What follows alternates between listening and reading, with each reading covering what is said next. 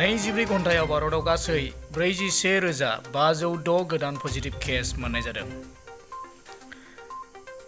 भारताव कभिड-19 नि बांनायनि हारा गासै 24 घन्टायाव 41,506 गोदान पजिटिभ केस मोननाय जादों आरो कभिड-19 जों थैनायनि हारा गासै 895 सा सुबुंनि जिउआ सानसेयावनो कभिड-19 जों गाग्लोबजादों।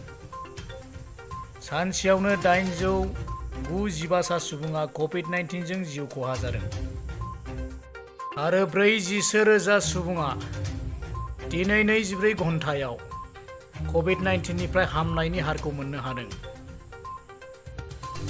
भारत हादराव दिनैसिमाव कभिड-19 नि बांनायनि हारा 3.08 कौटि आरो हामनायनि हारा गासै 3 कौटि आरो थैनायनि हारखौ नायनो थाङोब्ला गासै 4.08 लाख।